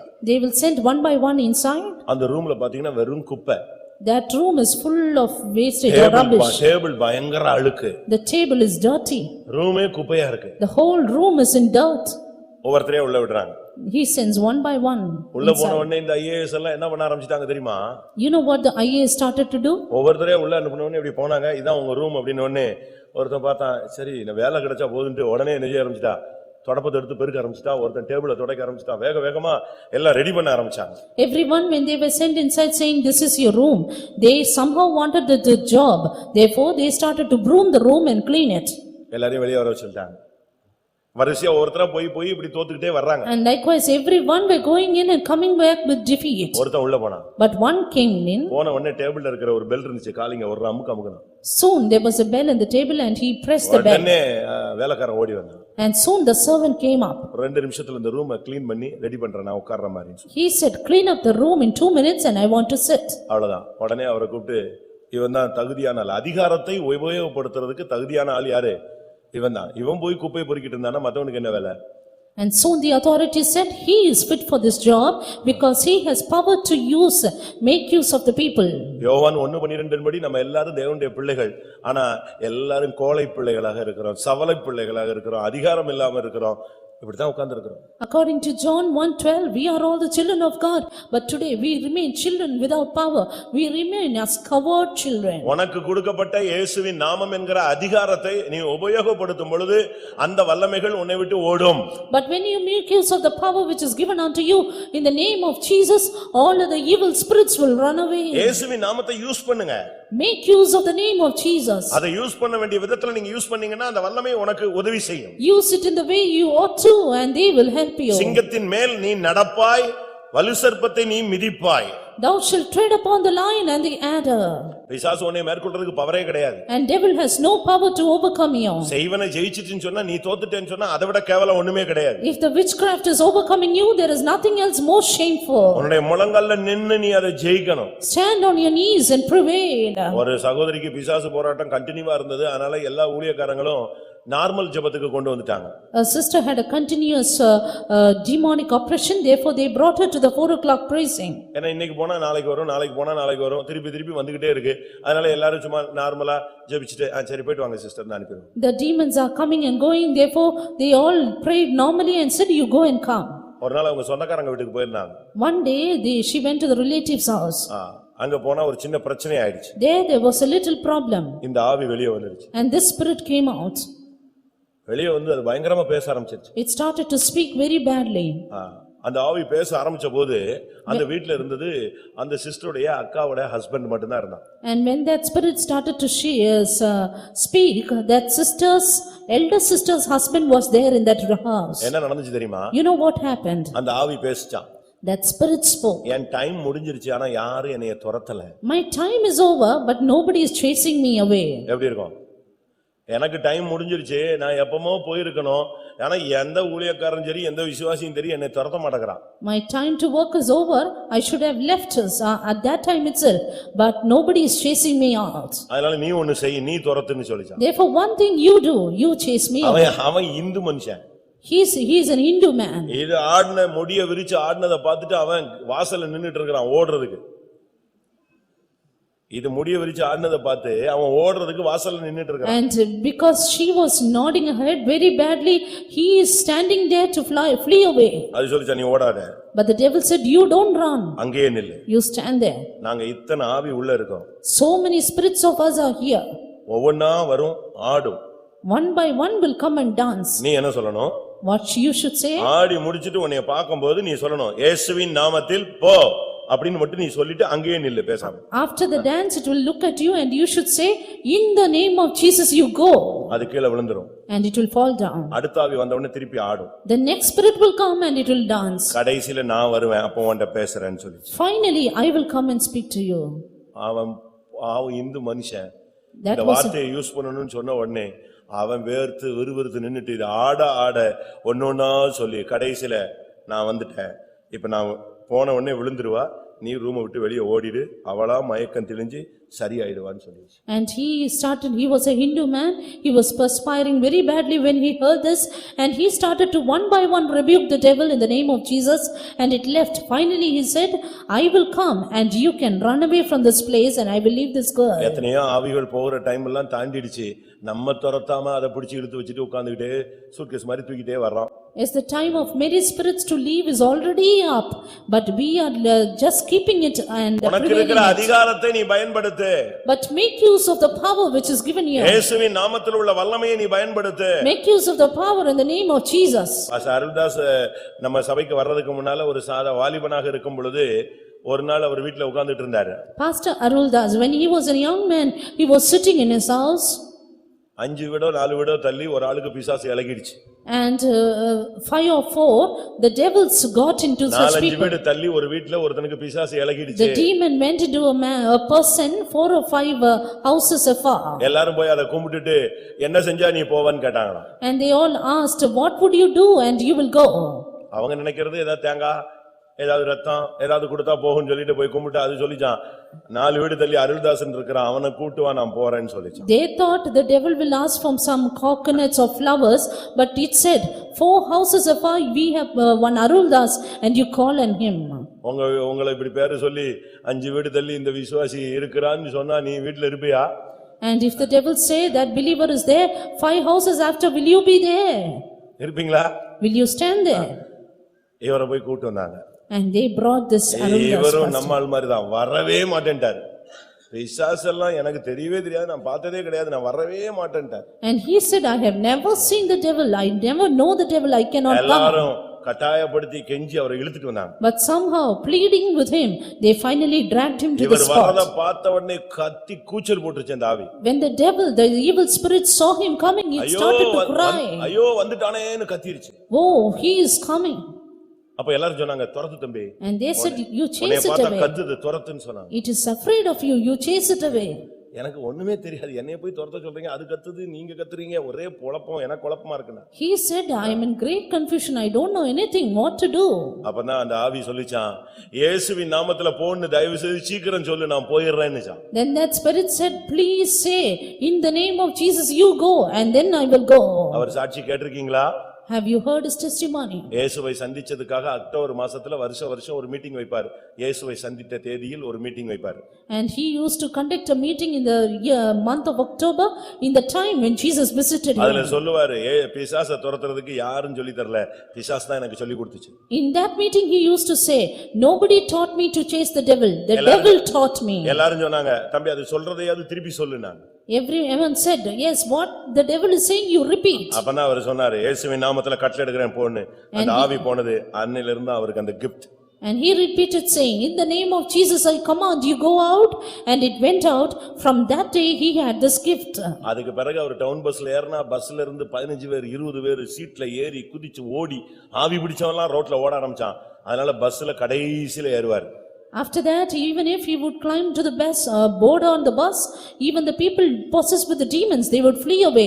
Therefore, he entered the last seat of the ஒரு bus. நாள் அவர் பஸ்ல ஏறல. One day, he did not get onto the bus. Sisters போய் பஸ்ல சீட்டு பிடிச்சிட்டாங்க. Sisters went and took the seat in the bus. Crowd ஏறிக்கிட்டே இருக்கு. The crowd was up. அப்ப எல்லாரும் அந்த ஒரு சீட்ல தான் தகராறு பண்றான். இந்த சீட்ல ஆள் இல்ல, இடம் கொடுன்னு. சிஸ்டர்ஸ் வெளியே கூப்பிட்டு, பிரதர் நீங்க வாங்க, இங்க சீட்டுக்கு தகராறு நடக்குதுன்னா. Everyone were fighting with the sisters saying, you give us this seat. But therefore, the sisters called saying, brother, please come in. கடைசில ஒரு பஸ்ல ஏறிட்டாரு. Finally, he got the bus. ஏர்னா 7-8 பேர் சீட்டு மேல ஏறி விழுந்து கம்பியில முட்டி அடிச்சு ரத்தமாயி ஓடுறான் வெளிய பஸ் விட்டு. And when he entered into the bus, 8 or 9 of them, they fled away from the bus, jumping and leaping. அப்பதான் அவர் சொன்னாரு, இதுக்கு தான் நான் லேட்டா வந்தேன், முதல்ல வந்திருந்தா 30-40 பேர் ஓடி இருப்பான். And then he said, that is why I said I am not coming in. If I come already, உலகத்தில் இருக்கிறவனிலும் உனக்குள் இருக்கிறவர் பெரியவர். he that is in you is greater than he that is in the world. அதனால பிசாசு வீட்ல ஆடிச்சுன்னா பாஸ்டர்னு கூப்பிடாத, இயேசுவேன்னு கூப்பிடு. இயேசுவின் நாமத்துல அதை என்ன செய்ய, அங்கேயே நீயே கடிந்து கீழ்ப்படுத்து. Therefore, if the devil is dancing in your house, don't call pastor, but you call Jesus and you subdue the devil. உனக்குள் இருக்கிறவர் பெரியவர். He that is in you is greater. அந்த வல்லமையை நீ வெளியே கொண்டு வா. And you bring out the other power. யூதா கோத்திரத்து சிங்கம் உனக்குள்ள இருந்து வெளியே வர்றதுக்கு இடம் கொடு. Allow the lion of the tribe of Judah to come out of you. இயேசுவின் நாமத்தில் நீ சொல்லும் பொழுது அந்த ஆவி ஓடிடணும். When you utter the name of Jesus, the evil spirit will flee away. நீ சிங்கத்தின் மேல் நடப்ப 91ஆம் சங்கீதத்தை மனப்பாடமா படிச்சு வச்சிருக்கியே, என்னைக்காவது பிசாசு துரத்தி இருக்கிறியா? You have by hearted Psalm 91, but have you cast out the devil at any time? வீட்ல எழுதி போட்டு வச்சிருக்கீங்க, அழகா உன்னதமானவருடைய மறைவில் இருக்கிறவன் சர்வ வல்லவருடைய நிழலில் தங்குவான். நிழல்ல இருந்தாதான் பிசாசு ஓடுமே. You have clearly written down saying, he that dwelleth in the secret place of the Almighty shall abide in his shadow. If you are in his shadow, the devil will fly away. ஏசாயா 43:2. Isaiah 43:2. இந்த மார்க்கம் அக்கினியின் மேல் நடக்கிற மார்க்கம். This is a path you walk upon the fire. அக்கினிக்குள்ள நீ போயிட்டு வெளியே வந்தாலும் உனக்கு ஒண்ணும் சம்பவிக்காத ஒரு மார்க்கம். The path in which even if you walk upon the fire, you will not be burned. இந்துக்கள் மற்ற மார்க்கத்துல பாருங்க, தீக்குழி நடக்கறாங்க, தீயில நடந்து வர்றாங்க. Today you can see certain devotees, they walk upon the fire. ஒரு நிமிஷத்துல ஓடுறான். They run in a minute. அவனுக்கு கால்ல கையில ஒண்ணுமே படலன்னு சொல்றான். And they say nothing has happened to my feet. ஆனா இந்த மார்க்கம் அப்படி அல்ல. அக்கினி பரீட்சைகளிலே 7 மடங்கு சூடானாலும் அதிலே நடக்கிற ஜெயங்கொள்ளுகிற மார்க்கம். But this is a path, an overcoming path in which though you walk through sevenfold higher furnace, you are not burned. ஏசாயா 43:2. Isaiah 43:2. நீ தண்ணீர்களை கடக்கும்போது நான் உன்னோடு இருப்பேன், நீ ஆறுகளை கடக்கும்போது அவைகள் உன்மேல் புரளுவதில்லை. நீ அக்கினியில் நடக்கும்போது வேகாதிருப்பாய், அக்கினி ஜுவாலை உன் பேரில் பற்றாது. When thou passest through the waters, I will be with thee, and through the rivers they shall not overflow thee. When thou walkest through the fire, thou shalt not be burned, neither shall the flame kindle upon thee. அக்கினியில் நடப்பாய், அவைகள் உன்மேல் பற்றாது. When thou walkest through the fire, thou shalt not be burned. அவைகளுக்கு மத்தியில நீ வேகாதிருப்பாய். And you will not be burned. இது அக்கினி சூளையினான ஒரு மார்க்கம்தான். This is a path of fiery furnace. மத்தவனுக்கு 1 மடங்குன்னா உனக்கு 7 மடங்கு இருக்கும். If for others it is 1-fold, you have 7-fold fire. ஏன் மத்தவனுக்கு 1 மடங்கு பிரச்சனை, எனக்கு மட்டும் 7 மடங்கு பிரச்சனை அப்படி நீ கேட்கலாம். You may ask saying, why 1-fold for problem for others and for me 7-fold? அவனுடைய பிரதிபலனுக்கும் உன்னுடைய பிரதிபலனுக்கும் வித்தியாசம் இருக்கிறதே. There is a quite vast difference between his reward and இக்கால yours. பாடுகள் இனிவரும் மகிமைக்கு ஒப்பிடத்தக்கவைகள் அல்ல. For the suffering of this present time cannot be compared with the glory which shall be அதிசீக்கிரத்தில் revealed. நீங்கும் லேசான உபத்திரவம் நித்திய கனமகிமையை உனக்கு உண்டாக்குகிறது. This light affliction which is but for a moment worketh for you a far more exceeding weight of glory. ஏன் போராட்டம் அதிகம் என்று கேட்கிறாயே, உன்னுடைய மகிமை அதிகம் என்பதை இன்றைக்கு தேவன் உனகளோடு பேசுகிறார். You are asking to God why your problem is so much, but God says your glory is great. அக்கினி உன்மேல் பற்றாது. Fire will not kindle நீ upon you. வெந்து போக மாட்டாய். You will not be burned. Shadrach Meshach ஆபேத்நேகோவை குறித்து தானியேல்ல படிக்கும் பொழுது We read about Shadrach, Meshach and Abednego in Daniel. அங்கே 4ஆம் நபர் உலாவிக் கொண்டிருந்ததை வேதம் சொல்லுகிறது. That the word of God says a fourth man was walking in the உன்னுடைய அக்கினி fire. சோதனைகளிலே இன்னொருவர் உன்னோடு கூட உலாவுவார். There is another person walking with you in your fiery trial. அவர் உலாவும் பொழுது இந்த அக்கினி உன்மேலே ஆளுகை செய்ய முடியாது. When he walks with you, this fire cannot have power over you. உன்னுடைய Dressல கூட அந்த அக்கினி படாது. And the fire cannot touch your dressing. உன்னுடைய முடியில கூட அந்த அக்கினி படாது. It cannot sting your hair. அக்கினியின் மனம் கூட உன்மேல் வீச முடியாது. And even the smell of fire will not be upon you. ஏனென்றால் இந்த மார்க்கம் அக்கினியின் ஊடே அக்கினி மேலே நடக்கிற மார்க்கம். Because this is a path in which you walk upon the fire. பயங்கரமான அக்கினி, அதுல 4 பேர் நடந்துகிட்டே இருந்தாங்க. Terrible fire, but these 4 were walking. நமக்கு அப்படி நடக்கிற ஒரு கிருபை உண்டு என்பதை நீங்கள் மறந்து விட வேண்டாம். Do not forget, you have the grace to walk like that. எத்தனை மடங்கு சூடாகட்டும், How much ever hot it is. பிசாசு அக்கினியை டியூன் பண்ணிக்கிட்டே இருக்கட்டும், ஆனால் தேவன் உன்னோடு கூட இருப்பார். The devil may keep raising the fire, but God is with you. இது ஒரு அக்கினிமயமான மார்க்கம். This is a fiery path. இந்த அக்கினி உன்னை ஒண்ணும் செய்ய முடியாது. But this fire can do nothing about ஏனென்றால் you. நீ அதை விட ஒரு பெரிய அக்கினி. Because you are a greater fire. இந்த அக்கினி சோதனையை எப்படி ஜெயிக்க முடியும்? How can you overcome this fiery trial? உனக்குள்ள ஒரு அக்கினி வரணும். There will be a fire within you. உன்னத பாட்டுல நான் பார்க்கும் பொழுது Turning to Song of Songs. நேச அக்கினி மரணத்தை பார்க்க பார்க்கிலும் வலிதாக கொடிதாக இருக்கிறது. We see the fire of love is greater than death. உன்னத பாட்டு 8ஆம் அதிகாரம் 6ஆம் வசனத்தை பார்க்கும் பொழுது Turning to Song of Songs 8:6. நேசம் மரணத்தை பார்க்கிலும் வலிது. Love is strong as death. நேச வைராக்கியம் பாதாளத்தை போல கொடிதானது. Jealousy cruel as the grave. அதின் தழல் அக்கினி தழல், அதின் ஜுவாலை கடும் ஜுவாலை. The coals thereof are coals of fire, which hath the most vehement flame. கிறிஸ்துவின் அன்பு என்கிற அக்கினி உனக்குள்ள இருக்கும் பொழுது இந்த உலகம் என்கிற அக்கினி உன்னை ஒண்ணுமே பண்ண முடியாது. When the fire of the love of God is within you, the fire of this world has nothing to do with you. சரியான ஒரு அன்பின் அக்கினி உனக்குள்ள இருக்கும் பொழுது இந்த உலகத்துல ஒரு வல்லமையும் கூட இந்த அக்கினி சோதனைகள் உன்னை ஒண்ணுமே பண்ண முடியாது. When the fire of the love of God is in you in a right way, none of the fire of this world can touch you. இதுதான் இந்த மார்க்கத்தினுடைய முக்கியத்துவம். This is the importance of this part. கடந்த காலங்களிலே நீ உலகத்தில் மூழ்கி விட்டாயா? In the past days, did you sink into the world? சிங்கத்தின் வாயிலே சிக்கி விட்டாயா? Were you caught in the mouth of the lions? சர்ப்பத்தின் சுழலிலே நீ சிக்கி விட்டாயா? Were you in the mouth of the serpent? அக்கினி உன்னை பற்றி விட்டதா? Has the fire kindled upon you? இன்றைக்கு அவைகளின் மேல் நடக்கக்கூடிய உனக்கு ட்ரெய்னிங் கொடுக்கிற ஒரு தெய்வம் இருக்கிறார். But today you have a God who trains you to walk through it. நீ நிச்சயமாக இந்த ஜலத்தின் மேல் நடந்துதான் ஆக வேண்டும். You should surely walk upon the sea. இந்த சிங்கத்தின் மேல் நடக்கத்தான் வேண்டும். You should tread upon the lion. இந்த வலு சர்ப்பத்தின் மேல் நீ நடக்கத்தான் வேண்டும். And tread upon the adder even. இந்த அக்கினியை நீ கடந்து ஜெயிக்கத்தான் வேண்டும். You have to walk through the fire and get the victory. தேவன் அவர்களை வைத்தவர் உன்னையும் ஜெயிக்க வைக்க வல்லவராய் இருக்கிறார். God who made them to overcome is able to make you also an overcomer. 2 Samuel 2 Samuel 18ஆம் அதிகாரம் chapter 18 24ஆம் வசனம். verse 24. அங்கே என்ன சொல்லப்பட்டிருக்கிறது? What is it said there? அலங்கத்தின் மேல் நடப்பது. And walking upon the gate. தாவீது 2 ஒலிமுக கெவனி வாசலுக்கு நடுவாக உட்கார்ந்திருந்தான். ஜாமம் காக்கிறவன் அலங்கத்தில் இருக்கிற கெவனியின் மேல் நடந்து தன் கண்களை ஏறெடுத்து இதோ ஒரு மனுஷன் தனியே ஓடி வருகிறதை கண்டு அலங்கத்தின் மேல் நடத்தல். Went up to the roof over the gate. அலங்கம் என்பது மதிலை காண்பிக்கிறது, ஒரு பெரிய கோட்டையை காண்பிக்கிறது, கொத்தளங்களை காண்பிக்கிறது. It shows the wall, it shows a great fort even. ஒரு தேவனுடைய பிள்ளை அலங்கத்தின் மேல் நடக்க வேண்டும். You should, a child of God should walk upon the wall. நாம எங்கயாவது போய் ஒரு ரூமுல போய் ஒளிஞ்சுக்கொள்ள கூடாது. We should not keep hiding in a room. ராஜா அங்கேதான் நின்று கொண்டிருந்தான். Because the king was standing there. அடுத்ததாக யுத்த வீரர்கள் அங்கேதான் நின்று கொண்டிருந்தார்கள். And even the men of war were standing there. ஜாமங்காக்கிறவன் நிக்கிற இடம்தான் அலங்கம். And the place where the watchman stood is the wall. நீங்க பிரச்சனைகளுக்கு மேல வந்து நில்லுங்க, பிரச்சனைகளுக்குள்ள மூழ்கிடாதீங்க. You come stand over your problem, do not get sinking into என்னை the problem. போன்றவன் ஓடி போவானோ? And he that has என்னை போன்றவன் ஓடி போவானோ? should such a man as I flee. என்னை போன்றவன் ஆலயத்திலே போய் பதுங்குவானோ? Should such a man as I hide in the இந்த temple. மார்க்கம்னு வந்துட்ட பிறகு நீ அலங்கத்துக்கு மேல வரணும். After coming into this path, you should straight come upon the wall. உன்னுடைய ரட்சிப்பின் மேல் நீ நின்று நீ யுத்தத்தை தொடங்க வேண்டும். Stand upon your salvation and fight your war. அலங்கத்தின் மேல் தான் ஜாமக்காரன் நின்னுட்டே இருப்பான். Watchman stood upon the wall. அங்கதான் இருந்து அவன் எல்லாத்தையும் பார்த்துக்கிட்டு, அவன் அது உயரமான இடம். That is a top place. From there he viewed everything. அந்த அலங்கத்துல கவுனி வாசல், அது இன்னும் உயரமானது. அங்க இருந்து தான் அவன் பார்த்துக்கிட்டே இருக்கிறான். And there is a gate upon the wall. He stood there and watched. அங்க இருந்து அவன் பார்த்துக்கிட்டே இருக்கிறான், எங்கெல்லாம் சத்துரு வர்றான், எங்க இருந்து யார் ஓடி வர்றா. From there he lifted up his eyes and looked for the enemy.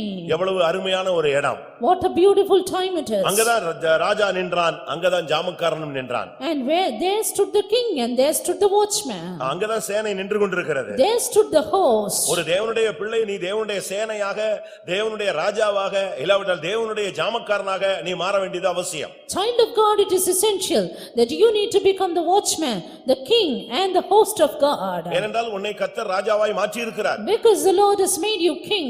வெளிப்படுத்தல் 1:6 படி அவருடைய இரத்தத்தினால் நம்மை கழுவி ராஜாக்களாய் மாற்றி இருக்கிறார். According to Revelation 1:6, washed us by his blood and has made us kings. நீ ஒரு ஜாமக்காரன். You are a watchman. நீ ஒரு ஜெபிக்கிறவன். A prayer warrior. நீ எங்கேயாவது போய் ஒளிந்து கொள்ள கூடாது, படுத்து தூங்கிர கூடாது. You should not keep hiding, you should not sleep. இது விழிப்பாக இருக்க வேண்டிய ஒரு காலம். This is the time you have to be watchful. இது தெளிவாக நீ பார்க்க வேண்டிய ஒரு காலம். A time you have to be alert and look through. சத்துருவின் தந்திரங்கள் தந்திரங்களை அறிந்து கொள்ள வேண்டிய ஒரு நேரம். Time you have to know the wiles of the devil. நீ அலங்கத்தின் மேல் இல்லாமல் எங்கேயாவது அறைக்குள்ள போய் விழுந்து கிடக்க கூடாது. You should not be in the room, not being upon the wall. இந்த அலங்கம் என்பது நம்முடைய ரட்சிப்பை காண்பிக்கிறது. This wall shows your salvation. இந்த ரட்சிப்புல நீ நின்று ஜெபிக்க ஜெபவீரனாய் மாற வேண்டும். And by this salvation you have to become a prayer warrior. ஜெபிக்காம இந்த மார்க்கத்துல ஒருத்தன் ஜெயிக்கவே முடியாது. Without prayer a man cannot prevail in this path. உங்க அம்மா உனக்காக ஜெபிக்கலாம், உன் மனைவி உனக்காக ஜெபிக்கலாம், உன் பிள்ளைகள் உனக்காக ஜெபிக்கலாம்.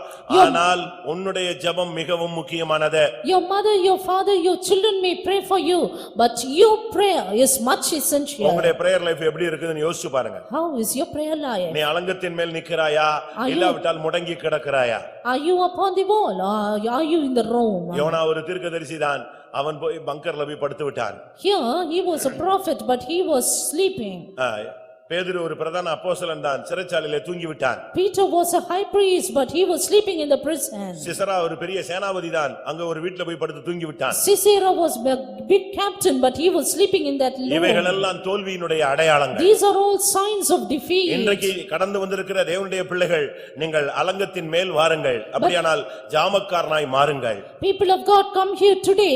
Today you become a watchman standing upon the இது wall. ஒரு கடைசி காலம் பிரியமானவர்களே. These are the last days. இந்த நாட்களிலே நமக்கு அலங்கத்தின் மேல் நிற்கிற ஜனங்கள் தேவை. And these days we need the people who stand upon the wall. அங்கே நின்றாதான் நமக்கு கண்கள் தெளிவாகும், சத்துருவின் தந்திரங்களை நாம் புரிந்து கொள்ள முடியும். It is there our eyes will be enlightened to look at the wiles of the devil. அங்கே இருந்தாதான் உனக்கு நல்ல செய்தி கிடைக்கும். It is there you receive a good tiding. என்ன நடக்கிறது என்பதை நீ விளங்கிக் கொள்ள முடியும். You can know what is happening. இன்னைக்கு எத்தனை பேர் அலங்கத்தின் மேல் வர விரும்புகிறீர்கள்? Today how many of you decide to be coming upon the wall? கடைசியாக Finally 40ஆம் சங்கீதம் 2ஆம் வசனம். Psalm 42. பயங்கரமான குழியிலும் உளையான சேற்றிலும் இருந்து என்னை தூக்கி எடுத்து என் கால்களை கன்மலையின் மேல் நிறுத்தி என் அடிகளை உறுதிப்படுத்தி He brought me up also out of an horrible pit, out of the miry clay, and set my feet upon a rock, and established my goings. கர்த்தர் என் கால்களை கன்மலையின் மேல் உறுதிப்படுத்தினார். The Lord set my feet upon a rock. அதுதான் ரொம்ப முக்கியமானது. That is very important. இந்த மார்க்கத்துல வந்துட்ட பிறகு மறுபடி குழியிலையும் உளையான சேற்றிலையும் நீ அமிழ்ந்து கொண்டே இருக்க கூடாது. After coming into this path you should not again and again get dragged or sunk into the horrible pit and the miry clay. இது நம்முடைய பழைய நிலவரத்துக்குள்ளே போகிறதை காண்பிக்கிறது. This shows us going back to our old state. கழுவப்பட்ட பன்றி மறுபடியும் சேற்றுக்குள் போய் விட்டதாம். A washed swine goes back into the mire. நாய் தான் கக்கினதை மறுபடியும் திங்க போய் விட்டதாம். Dog went to return to its vomit again. இங்கே தாவீது சொல்கிறான், பயங்கரமான உளையான சேற்றில். David says about a horrible pit, miry clay. இதுல இருக்கிறதுக்கா உன்னை கர்த்தர் கொண்டு வந்தார்.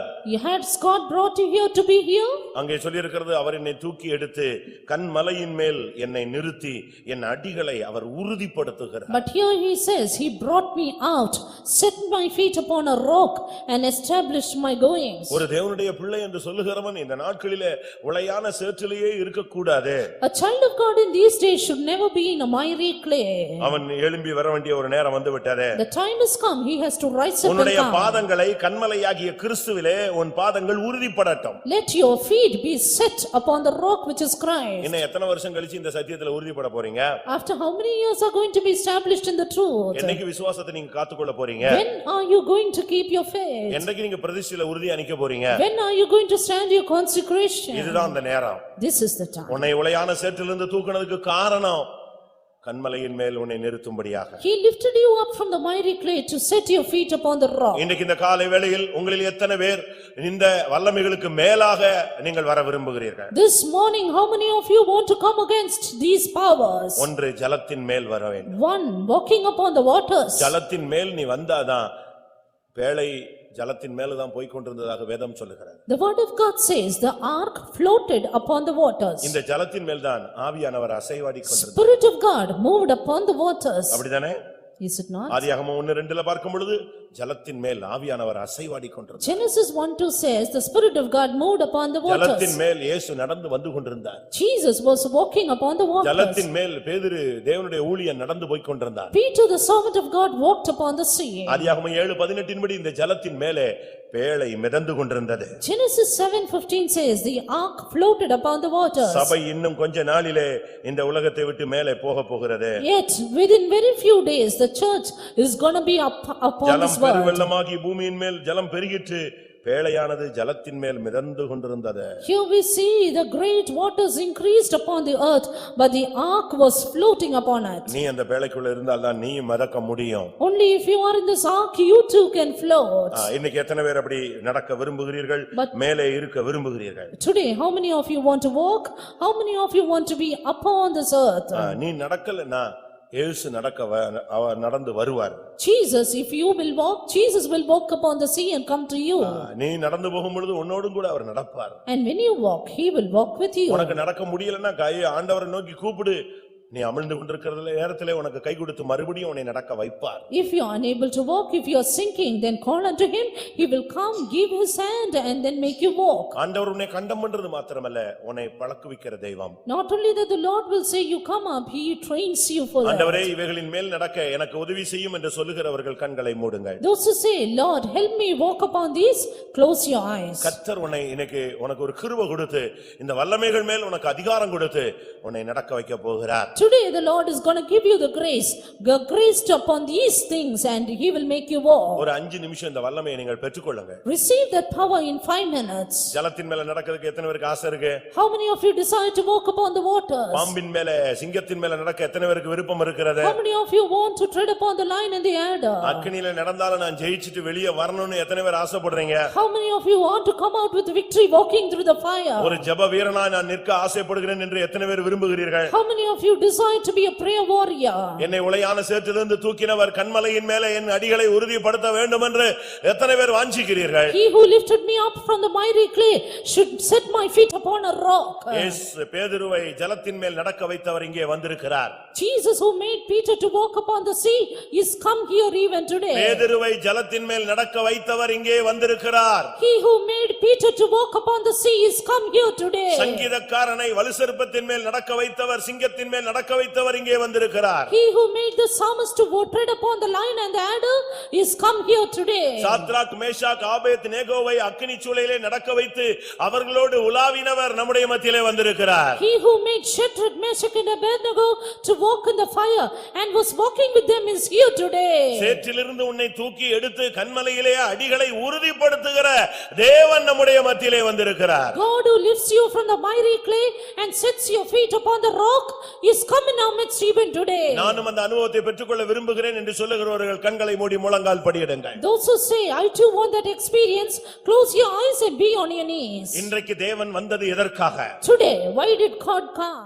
உன்னை கொண்டு வந்தது எதற்காக? Why did he bring you here? நான் உலகத்தை ஜெயித்தேன். I have overcome the world. திடன் கொள்ளுவாயாக, நீயும் உலகத்தை ஜெயிப்பாய். Be of good cheer, you too will overcome.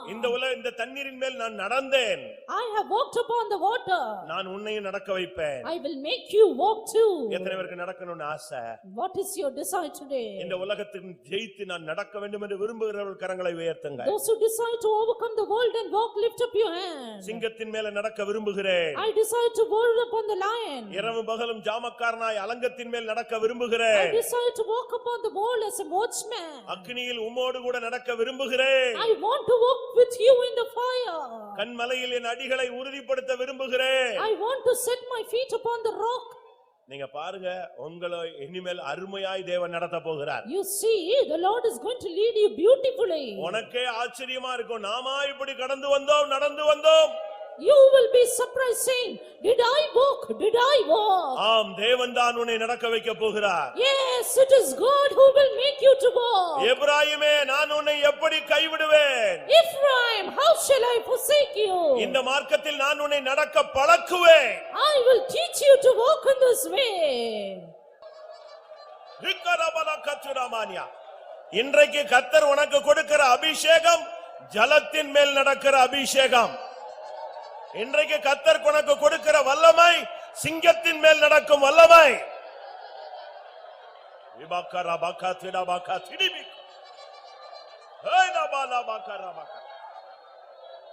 சிங்கத்தின் மேலும் நடந்து வலு சர்பத்தையும் மீதிப்பாய். அவர் நாமத்தை நீ முற்றும் நம்பினதால் விடுவித்து காத்திடுவார். ஆமென். அவர் நாமத்தை நீ முற்றும் நம்பினதால் உன்னை விடுவித்து காத்திடுவார். அபிஷேகத்துல வலு சர்வத்தையும் சிங்கத்தின் மேல் நடந்து வாருங்க. அவர் நாமத்தை நீ முற்றும் நம்பினார் உன்னை விடுவித்து காத்திடுவார். அவர் நாமத்தை நீ முற்றும் நம்பினால் உன்னை விடுவித்து காத்திடுவார். சிங்கத்தின் மேலும் நடந்து வலு சர்வத்தையும் மேலிப்பார். அவர் நாமத்தை நீ முற்றும் நம்பினால் உன்னை விடுவித்து காத்திடுவார். அவர் நாமத்தை நீ முற்றும் நம்பினால் உன்னை விடுவித்து காத்திடுவார். அவர் நாமத்தை நீ முற்றும் நம்பினால் உன்னை விடுவித்து காத்திடுவார். அவர் நாமத்தை நீ முற்றும் நம்பினால் உன்னை விடுவித்து காத்திடுவார். அவர் நாமத்தை நீ விடுவித்து காத்திடுவார். அவர் நாமத்தை நீ முற்றும் நம்பினால் உன்னை விடுவித்து காத்திடுவார். அவர் நாமத்தை நீ முற்றும் நம்பினால் உன்னை விடுவித்து காத்திடுவார். அவர் நாமத்தை நீ முற்றும் நம்பினால் உன்னை விடுவித்து காத்திடுவார். அவர் நாமத்தை நீ முற்றும் நம்பினால் உன்னை விடுவித்து காத்திடுவார். அவர் நாமத்தை நீ முற்றும் நம்பினால் உன்னை விடுவித்து காத்திடுவார். ஆமென்.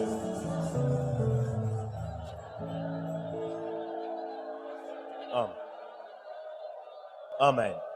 உங்களில் யாராவது உங்களுக்குள், உங்கள் வீட்டில், உங்களுடைய குடும்பத்தில், உங்களுடைய வேலையில், உங்களுடைய வீட்டுக்குள் யாருக்குள்ளேயாவது எதிலையாவது பிசாசின் போராட்டத்தை, செய்வனை தாக்குதல்களை, ஏதோ ஒரு ஆவியினுடைய போராட்டத்தை உணர்கிறீர்கள் என்றால் தயவு செய்து கரங்களை உயர்த்துங்கள்.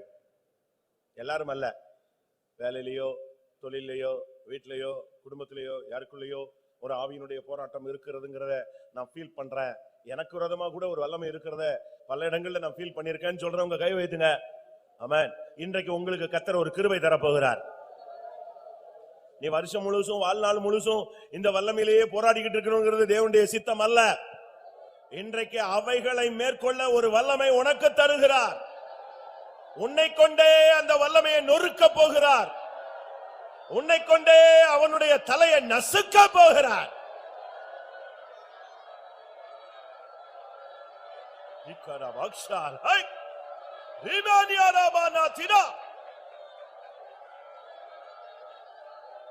வல்லமை உண்டு, உண்டு, அற்புத வல்லமை இயேசுவே.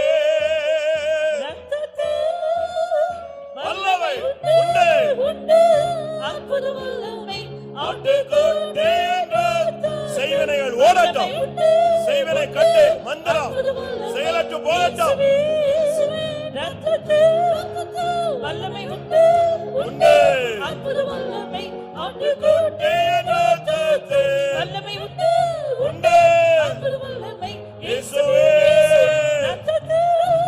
வல்லமை உண்டு, உண்டு, அற்புத வல்லமை ஆட்டுக்குட்டி வல்லமை உண்டு, உண்டு, அற்புத வல்லமை இயேசுவே. ரத்தத்திலே வல்லமை உண்டு, உண்டு, அற்புத வல்லமை ஆட்டுக்குட்டி வல்லமை உண்டு, உண்டு, அற்புத வல்லமை இயேசுவே. ரத்தத்திலே வல்லமை உண்டு, உண்டு, அற்புத வல்லமை ஆட்டுக்குட்டி வல்லமை உண்டு, உண்டு, அற்புத வல்லமை இயேசுவே. ரத்தத்திலே வல்லமை உண்டு, உண்டு, அற்புத வல்லமை ஆட்டுக்குட்டி பாலாபாகாராபா இராபாலாபாகாராபா இக்கராபாலாகாத்விரானியா ஏனிபானாத்விராபாலாகாத்விரா அடாபாகாராபா. ஆமென். இப்பொழுது நான் ஆண்டவருடைய பிள்ளை, எனக்கு அதிகாரம் இருக்கு அப்படின்னு எத்தனை பேர் விசுவாசிக்கிறீங்க? இப்போ உன் புருஷனுக்குள்ள அந்த ஆவி இருக்கலாம், உன் மனைவிக்குள்ள ஒரு ஆவி இருக்கலாம், பிள்ளைகளுக்குள்ள ஆவி இருக்கலாம், இல்ல எங்கேயாவது ஒரு ஆவியினுடைய தாக்குதல் இருக்கலாம். இப்போ நீங்கள் இந்த வல்லமை பெற்றவர்கள் அந்த வல்லமையை நோக்கி உங்களுடைய அபிஷேகத்தை அனுப்புகிறீர்கள். அதிகாரத்தோடு ஜெபிக்க போகிறீர்கள். இன்றைக்கு அந்த ஆவி கீழ்பட்டுத்தான் ஆக வேண்டும்.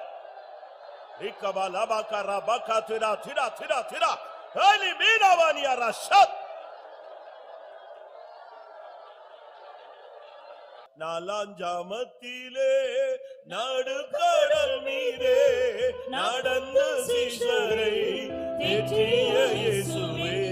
நாலாஞ்சாமத்திலே நடுக்கடல் மீதே நடந்து சீஷரை தேற்றிய இயேசுவே. எந்த நாவாய் போந்து அலை கடந்து அதை நான்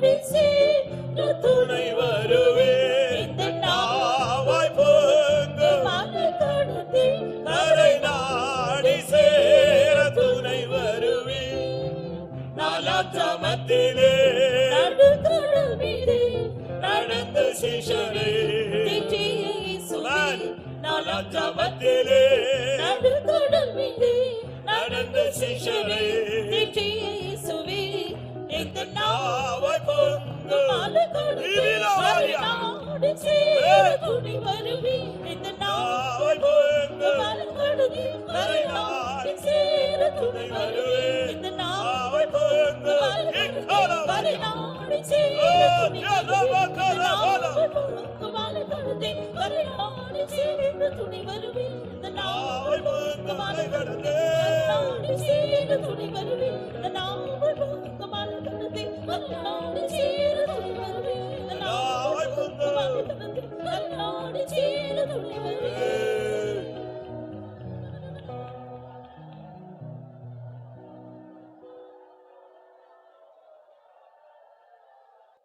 ஆண்டவரே, நீரே ஆனால் நான் நடந்து வர எனக்கு கட்டளையிடும்.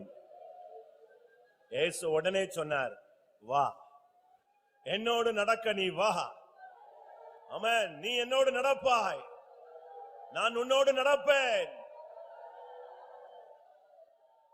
நான் உன்னை ஜலத்தின் மேல் நடக்க வைப்பேன், நான் உன்னை சிங்கத்தின் மேல் நடக்க வைப்பேன், வலு சர்ப்பத்தின் மேல் நடக்க வைப்பேன், கண்மலையின் மேல் நடக்க வைப்பேன். ஆம்.